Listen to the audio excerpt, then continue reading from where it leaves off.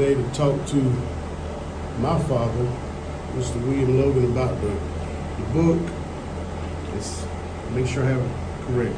A Change of Heart, Transform Life, the William Logan Story. The first question I have, so when you hear the words adversity and triumph, what do you think of when you hear those two words? Well, adversity, I think about my life. The way I was brought up, a little town called Laurel Hill.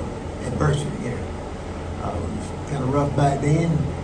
We had it rough. 6 boys and 2 girls. It was hard on Mom trying to make it. My dad passed away. His great dad cooked all the time, walked to the store all the time. So adversity, that's what I think about. The way we was brought up, having to walk places, no car. It's the time we didn't have no telephone. Adversity, that's what I think about. And what about the word triumph? Triumph is things that God had brought me through. There was a song years ago that says that you don't know my story, you don't know my pain, you don't know what it took to get here, but my worship is for real. That's what I think about triumph. God had brought me through. Something I left out of the book intentionally. The Bible says it's a shame you would speak of certain things and done in secret. So I intentionally done that. But I want you to read the book. I believe volume 2 will be coming on later on. So let me ask you another question. What is it that you hope to accomplish by telling your story in book form? What is it? What are the goals with the book? Well, my goal is to place these books inside of jails and prisons and homes. Let people see your past does not define who you are. You can start over again. If you've been around me for any period of time, you're going to hear those words over and over, because I believe that. I don't care what your past has been like. We all got a past. But D.L. Moody once said, if it wasn't for the grace of God, there go I. So when I see guys in jail and prison, I think about that could have been me. So that's what I think about when I think about what I hope to accomplish out of that. Because it's not just the inmates, staff also, men and ladies have unresolved issues, undercurrents, unresolved conflicts in life. Just life. We just keep on living. We all going to have adversity and conflicts. But I hope to accomplish seeing souls saved and people come to know the truth.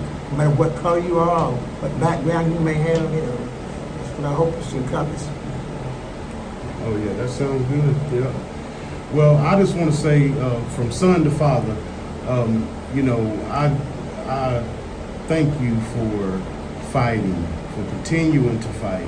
It's because you fight and because you fought, that, and I know I'm your only biological son, but you have a lot of sons in the faith, sons in the ministry,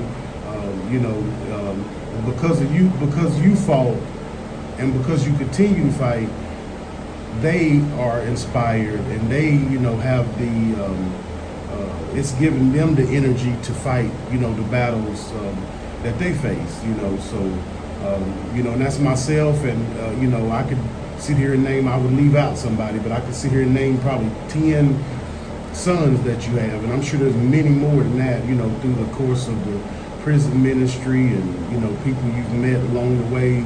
Thankful that you continue to fight, and that is motivation, for us that are younger, coming up and fighting certain battles, and sometimes you win, sometimes you lose, you learn how to give it over to God, because ultimately, the battle belongs to Him, so yeah, just wanted to say appreciate you for that. Well, thank God for sharing that. I know it says William Logan Story, but it's all about Christ, what Christ had done, because He's the one that changed my life. I tried to change my life myself. I just kept messing over and over, but He transformed my life. Well, great. Well, good to sit down and talk with you down here in sunny Florida and enjoy some of the scenery, and looking forward to the next few days. Praise God. Amen. All right, signing off down south of Tampa. Got a different view.